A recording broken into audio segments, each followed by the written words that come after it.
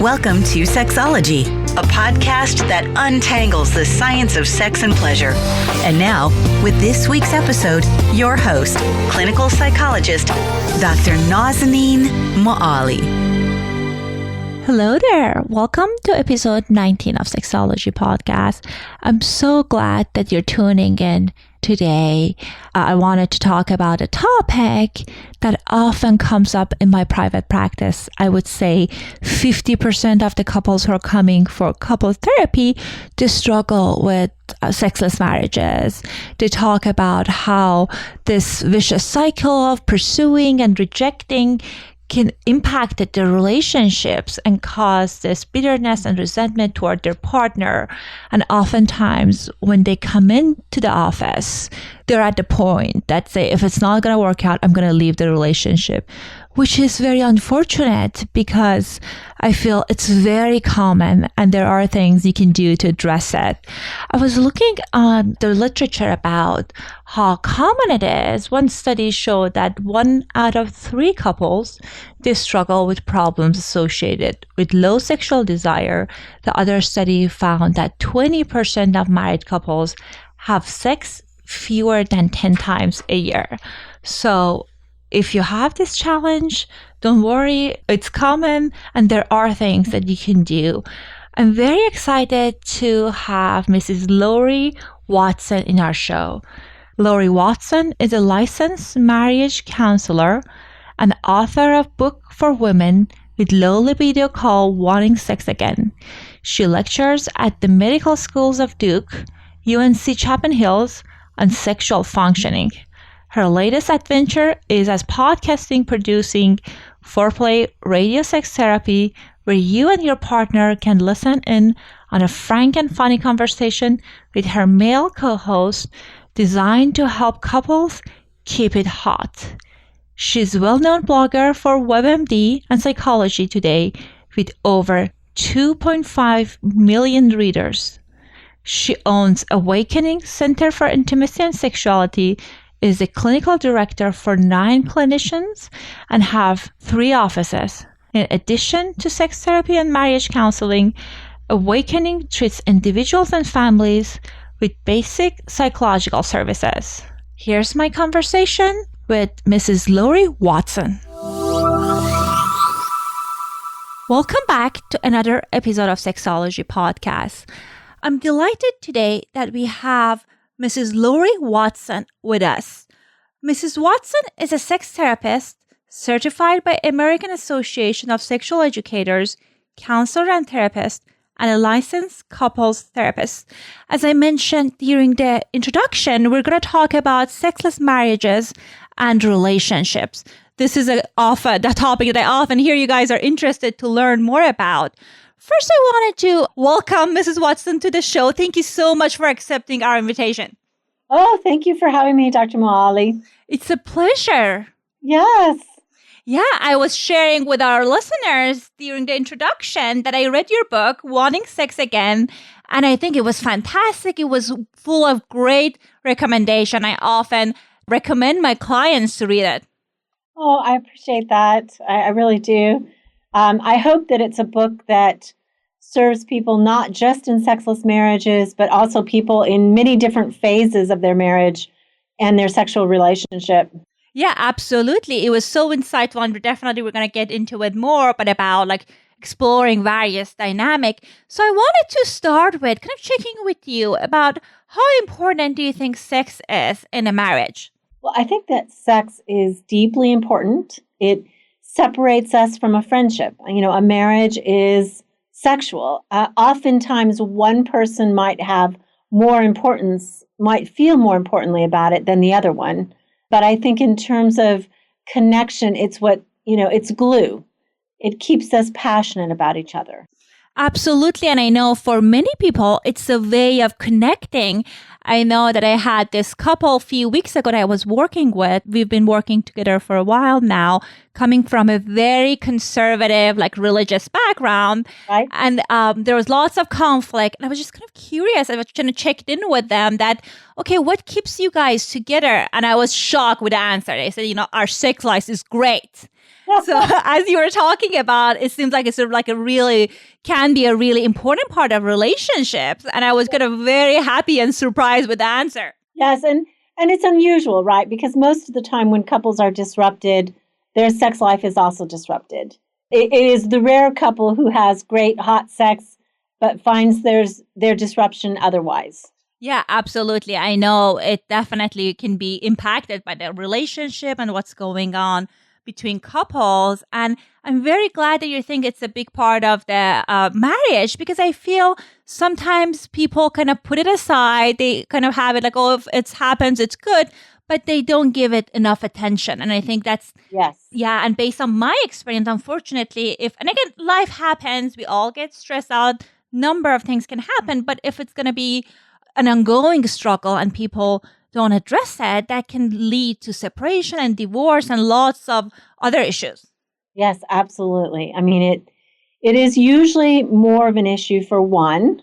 And so sometimes as a counselor, some counselors that are marriage counselors don't bring it up early enough, and others, it sounds like yourself, know how important it is and bring it up right away so that the physical and the emotional connection between a couple can both be addressed. Yeah, absolutely. Yeah, I always check in with the couple about when they're coming for couple therapy about their sexual relationship, because I think it provides lots of great information about various dynamics and the struggles. Absolutely.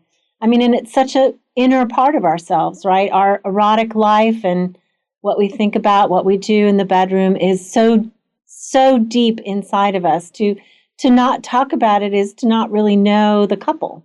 Yeah, absolutely. And I know there are lots of stigma and shame and negative messages around that, and kind of gets in the way of talking about it. And I know when we are, as counselors and therapists, kind of we're asking about that, we give permission to our clients to explore those things.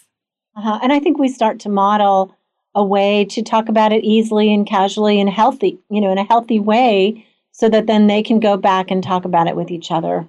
Right. So based on your experience, what are some of the causes of sexless marriages? I think that there are many causes. Probably the primary ones, I think, are the resentment between the couple, that it's actually a place that they fight out a power struggle.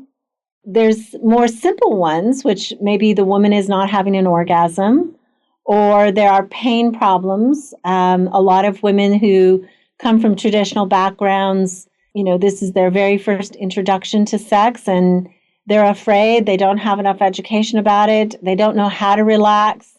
That's kind of useless information. Well, just relax and it won't hurt, But, they really need help in having pain-free intercourse. So that can be one big issue.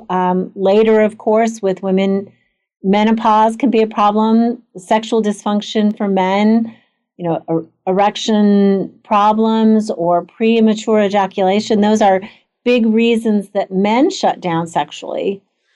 So it's any number of things ranging from specific sexual dysfunction. Really, I say the biggest problem is the relational dysfunction. People not getting along and then, shutting down. Usually a woman would say, I need more emotional connection and I don't feel that. And so then she doesn't want to be sexual because she needs that. And men often say, but I need sexual connection in order to feel that it's safe to open up emotionally. And they're tied in this power struggle. Absolutely. And I see it a lot, often as you were talking about, that people coming in for they say our main concern is sex. But I always start by exploring the relationship as well, because I know with many of my clients, the struggle starts with relational, they don't feel connected. And then they use, as you said, because of their differences and their desire level, they kind of use sex as they're withholding sex, and the other person can get frustrated and resentful. So they get into this power struggle. So I think that definitely can impact the relationship. And they might not even be withholding sex consciously. They just might not be able to feel very sexual because they're so upset about the lack of connection or their lack of being able to get through to each other. Yeah, absolutely. Sometimes men as well retreat sexually. Maybe they use pornography or, that becomes their exclusive sexual release instead of the relationship. I mean, both genders can withdraw from the sexual relationship. I'm so glad you mentioned that because I feel there's this misconceptions that it's always women who are they have low desire. But in my private practice, and even when I was working in a hospital, I used to see there are lots of women that they struggle with that. They have more desire, they want more sex, and their partner are not kind of like they're not engaging in sexual behavior and they feel rejected and shameful. So it can go both ways, as you mentioned. Yes, I agree totally.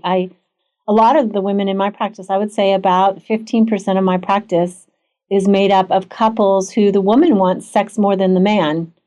And, that is not our cultural stereotype, right? It's the other way around. But in truth, I think sometimes the woman does have more desire. Yeah, absolutely. And I think added to that is the idea that women need to be reserved and, you don't get to have desires, unfortunately, and some kind of traditional models. And when she feels she's initiating sex and the partner rejects her, that can be very painful. Absolutely. Absolutely. Yeah. And the other thing you may talked about, issues, sexual dysfunction issues. And I feel like many people, they don't know that there are very solid techniques that they can learn from sex therapists. So that can be very helpful for them. And they can feel defeated and that can be discouraging. Yeah, I think that, it's so sad to me when people come in and they've struggled for so many years to resolve something sexually that, with a little bit more knowledge, it would have been resolved and they could have been happy. Research shows that people wait 6 years with any kind of marital problem before initiating with a counselor. And, those are 6 years that are unhappy. And lack of orgasm is really the easiest problem to solve for women. And premature ejaculation is the most common sexual dysfunction for males. And it's also the easiest one to fix. So here they are struggling. And these are things that with some education, with some direction, could be better and they could be much happier. Yes. And I think as you were talking about when they wait years and years, it can be there are multiple layers going to add it to what's going on as far as the relationships. Sometimes, people go outside the marriage. So it can get very convoluted and complicated. I agree totally. And they can make up meanings in their head. Well, she doesn't climax because she's frigid, or he climaxes too quickly because he doesn't care about me. Things that are not true. But in order to find some meaning out of their difficulty, they make up these sort of scripts or summaries that are not actually the truth of what's happening. It's really simpler than that.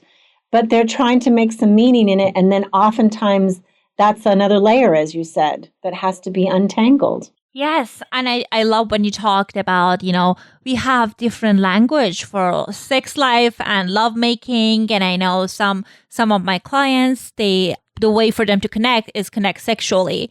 And some other people, they need the emotional connections before making the sexual connection. When there is this disconnect, what do you recommend people to usually to do? Well, I think the first thing is to begin to analyze where it goes wrong. Oftentimes, a couple will initiate in the wrong way. Perhaps for her, she likes sex to be initiated with physical touch. She wants him to come up and hug her or cuddle her in bed. And instead, he's a little nervous, so he asks her, do you want to have sex tonight? And she feels cold about that because it isn't the warm way she likes initiation. The first way is to begin to talk about how does each of them initiate and what is their favorite way? What feels the best to them? Because, sometimes it's just off. One person is verbally initiating when really they should be physically initiating.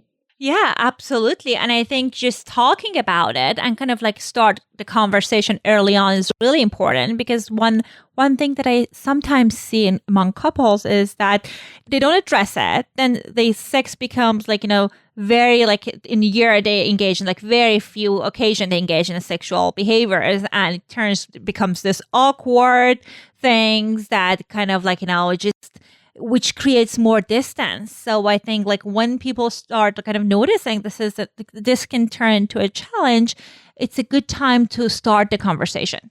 Absolutely. I think all couples should go through the who, what, when, where, why kinds of conversations. So who do they believe should initiate? Many traditional cultures, and there is, as you mentioned, some bias even in American society that the woman should not have desire. So therefore, she should not initiate. And yet, that could be very useful.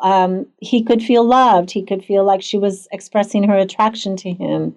But maybe she's gotten the messages over time not to. And so a discussion about that is helpful. Who initiates? When do you initiate? Sometimes people say, well, I'm a morning person and my partner's a night person. And I always laugh at that. I'm like, well, what about noontime? You're together on Saturday and Sunday, aren't you? At least then. And, there's plenty of time to make love. And what you do in bed, how do you know, especially as young lovers, how do you know what each lovemaking time will hold?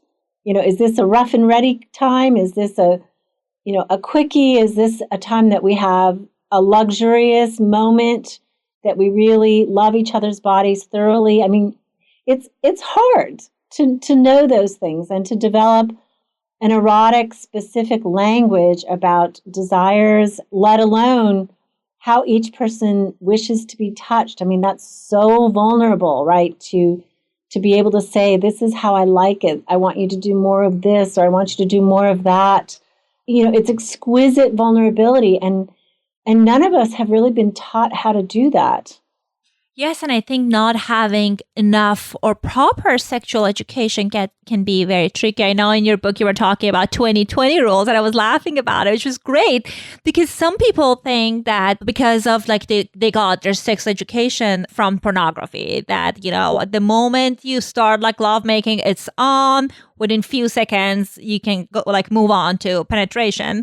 And it becomes such a surprise for them that sometimes it takes a while for people, especially some women, to get in the mood and kind of start like tuning in with what's going on. Right. And I'm glad you brought that up, because I think that's such important sexual information, the difference in terms of how different a man and a woman are in their arousal and how much time it takes. A man can see his wife come out of the shower and he can have an erection and be ready for penetration and very quickly for orgasm. Whereas a woman, most of the time she needs about 20 minutes of letting go of her day. And that means maybe being naked in bed or undressing or talking or starting to detach from her list, right? The list of all the things she's got to do. That's a big hang up for women. How do I stop that from going through my head when I'm supposed to be thinking sexual thoughts? And there's about a 20-minute transition that a lot of women do not really even like to be touched directly. They don't want their genitals or their breasts to be touched during that time when they're starting to get in the sexual mood. And then most women, on average, need about 20 minutes of direct clitoral stimulation to reach orgasm. And of course, pornography makes it look like every woman reaches orgasm through sexual intercourse, which we know is not true. I mean, only about 15% of all women reach orgasm through sexual intercourse. And I think that, I'm going to say that one more time. That's very important. Yes, please. Only 15% of all women reach orgasm through sexual intercourse. And that just leads to gobs of misunderstanding. Women feel inadequate. Well, I can't get there the right way. And men feel inadequate. Maybe she doesn't orgasm because I'm not big enough, or I can't last long enough. And the reality is her clitoris needs to be stimulated for a very long time for her to catch up with the male arousal pattern. It's like she's climbing a mountain, hiking up this mountain, and he took the gondola. and he's already at the top. Right. I love that analogy. And I think it's just, it's so like if you're married for a long time, I know there would be sometimes no matter what's going on, you might not reach orgasm. But I feel if that's a pattern, ongoing pattern that you don't necessarily get pleasure out of sex, like naturally you're going to get disappointed. So it's very important to kind of address that. Yes. If a woman doesn't have orgasms, then she's not going to have desire. I mean, why would you want to do it if there's no physiological reward? I agree with you that there are nights that a woman might say, it's not my night and I'm too tired, but I would love to be with you and make love to you. And I love feeling warm with you in this way. But as a pattern over time, if she doesn't have orgasms, she's really not going to be an interested party. Yeah, absolutely. And as you said, if you don't get orgasm, then you don't necessarily going to experience desire. So that definitely impact the entire dynamic of what's going on in the bedroom. That's right. That is absolutely right. One other thing that was in the book that I found very interesting, you talk about pursuer and distancer dynamic. Can you kind of elaborate on that? Yeah, I think this is the heart of the struggle that is relational, and it gets fought out sometimes in the bedroom. And that's that oftentimes, we need two things. All of us need two things in life. We need to be connected with our partner to love and be loved.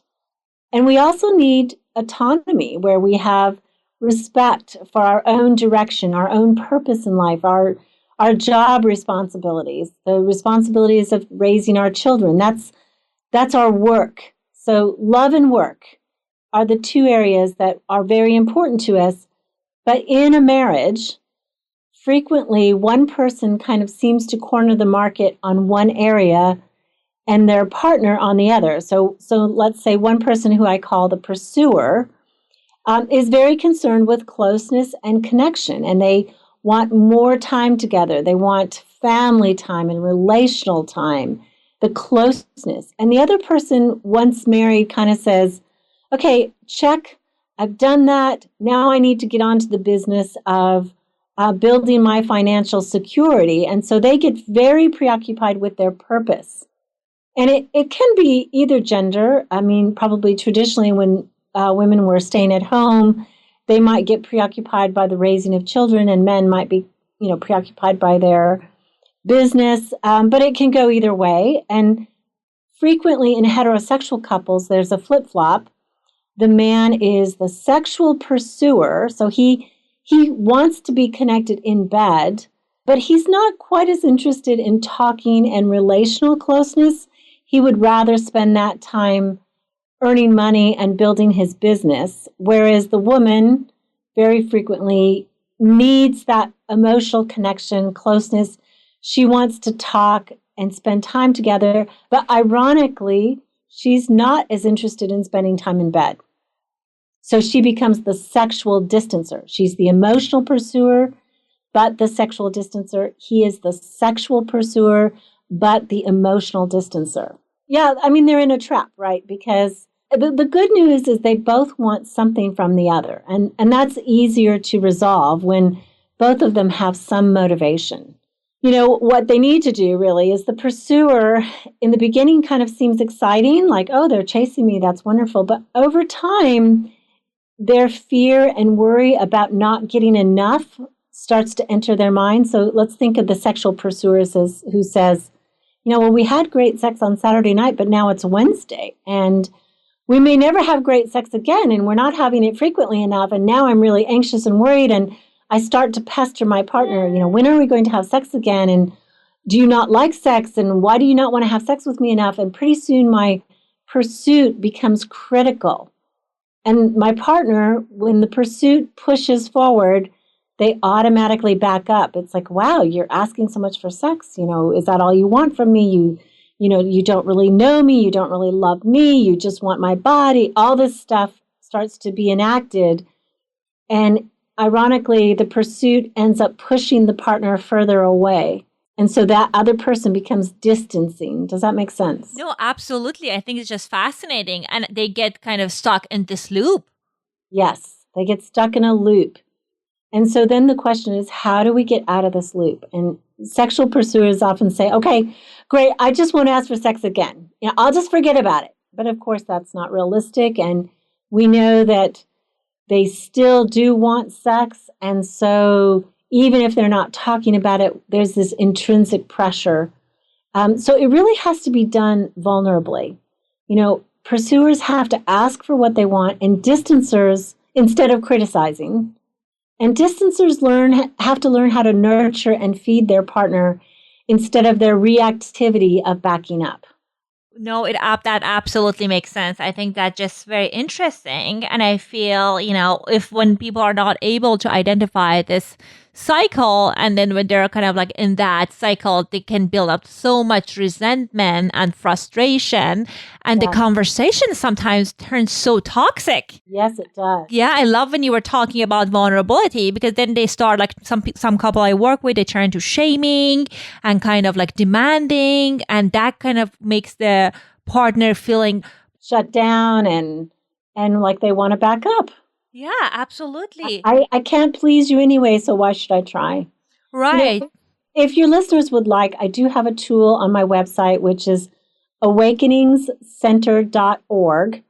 And we have a love and sex test, and they can take that, and it shows them which one they are, if they are a sexual pursuer or distancer, and if they're an emotional pursuer or distancer. And it gives them some guidelines, first steps to take so they can start changing their relationship immediately. I do not get the answers. The answers are private for the person taking the test. I do capture their email if they would like that, and we put them on our newsletter.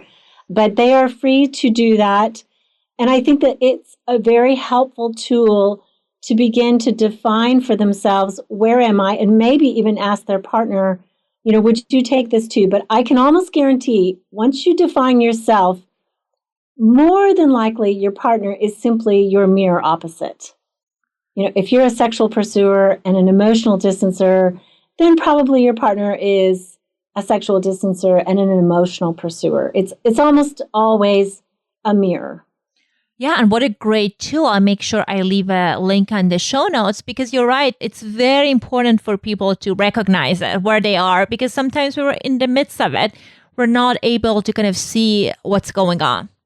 Right. All we can see is what our partner does wrong, right? We can see the way our partner drives us crazy, but we don't really understand how we might be playing into that dynamic. It takes a lot of maturity to begin to examine our own behaviors and say, oh, okay, well, I'm backing up. And the backing up person is the person who is not doing something.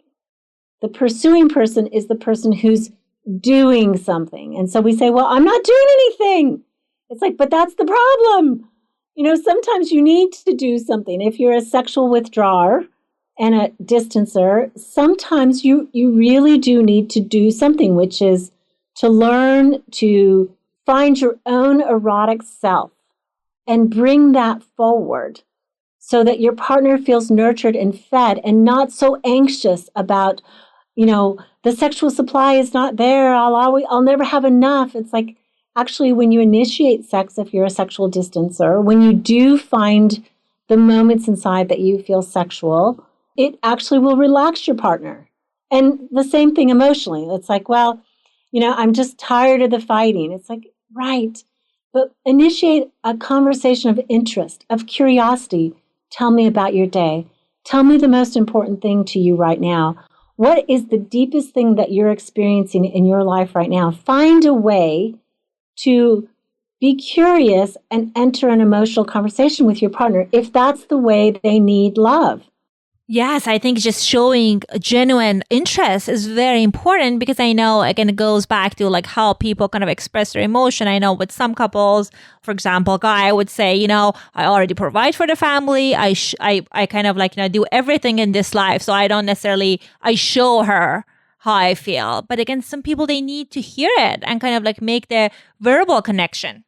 Yeah. And I think we want to give love in ways that we find important. So, certainly doing things for your family, providing for your family is a gift. It is an act of love. However, if you're married to somebody who finds that spending time together is the way that they most deeply feel loved, all your provision, it's not that it's wasted effort, it's just that it doesn't touch the heart in the same way that spending time with her might. Or, if you say, I had a client once, a woman, and her husband was turning 40, and they were in therapy with me for sex therapy. And we talked about the ways that his primary love language was sex. And so, of course, everybody knows you get sex on your birthday, and especially on your 40th birthday, right? Yes. She came into the session the next week. He was very angry and upset, and of course, I knew what had happened. But she said, I took the whole day off, and I took my 3-year-old to the grocery store, and we picked out the flour and the sugar, and we made a cake for Daddy. We spent all afternoon making a cake for Daddy, and my little girl was delighted and was so excited. And when my husband came home, she presented him with the birthday cake, and it was this wonderful little birthday party that we had. And then, of course, her husband said, "Let me put the baby to bed." And when he came out, guess what? She was exhausted. She was asleep. You're right.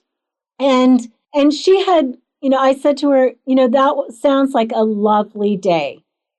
But it was a day for you. It was a day that you spent with your daughter. It was not a thoughtful way to give, your husband a gift. Because your daughter would have been just as delighted if you had gone to the bakery, picked out a cake. She, let her pick out the cake. She would have been just as excited and happy, and you would have had some energy to be sexual with him, which is really the deepest way he felt love.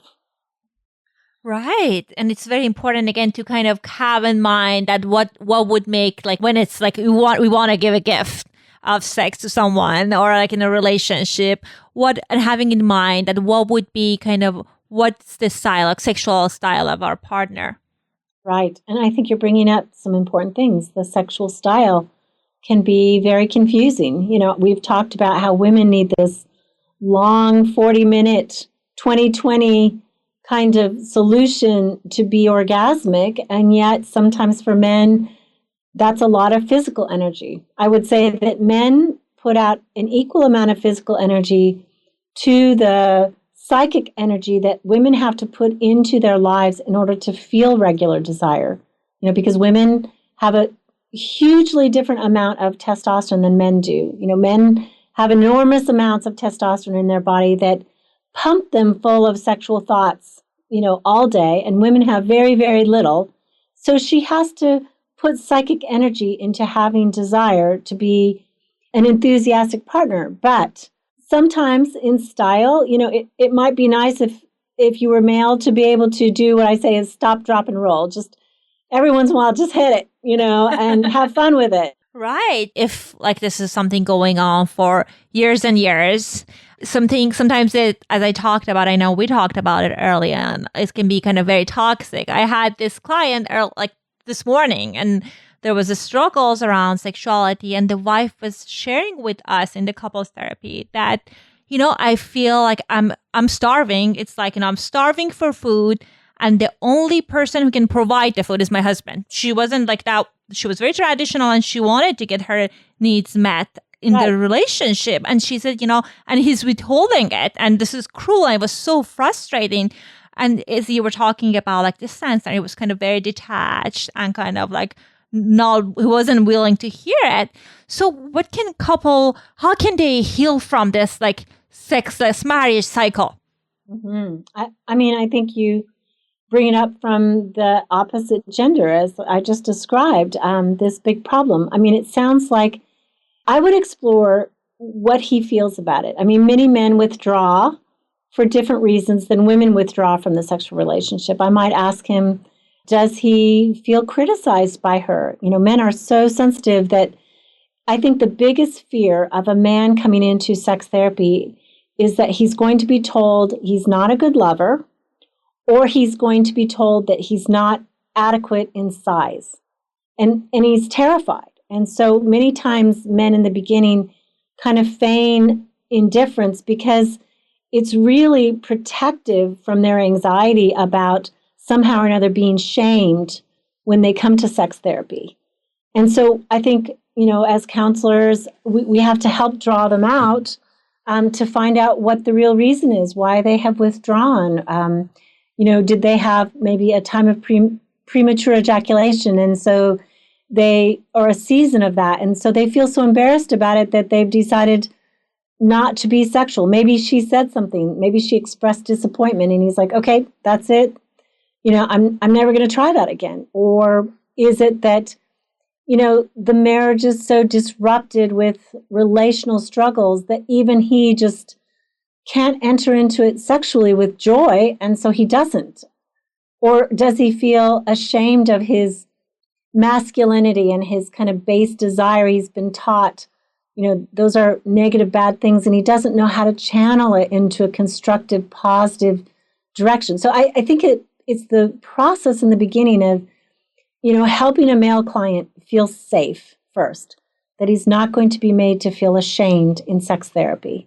And I think sex therapists are very good at that, right? We work with both genders. We understand the vulnerabilities of both. So I think the first is, what causes this? Or, maybe with an older male client, have you had testing?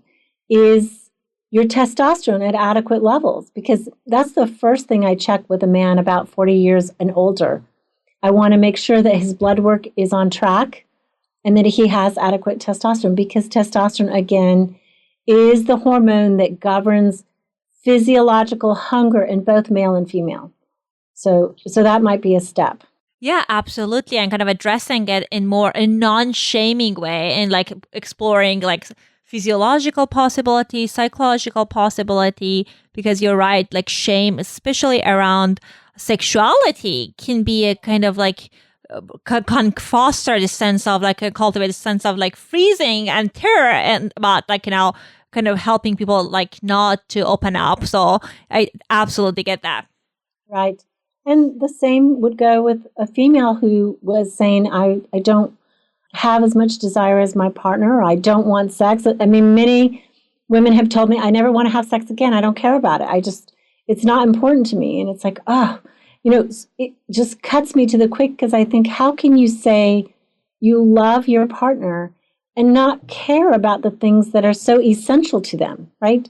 It's not true. We can't love someone if we don't care about how they feel loved.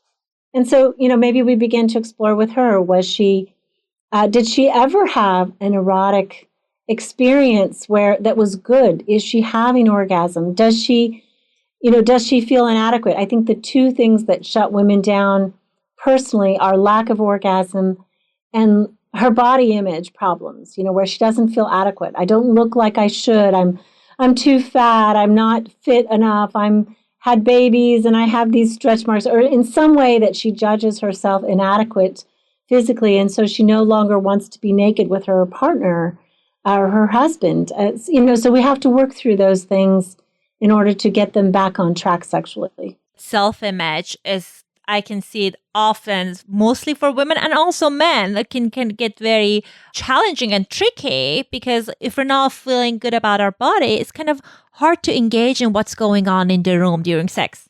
Yeah, that's right. That's right. And especially men who are watching pornography, they imagine that that's what men really look like. And that is generally not how that is generally not how men look. The genitals in pornography are usually very exaggerated.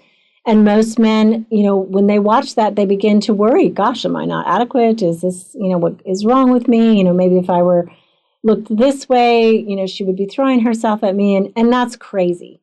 But unfortunately, pornography distorts the way men and women really find pleasure and make love with each other, and the way men and women look, Yeah, absolutely. I can talk about it for hours. And again, I love your book. I love all the resources you have.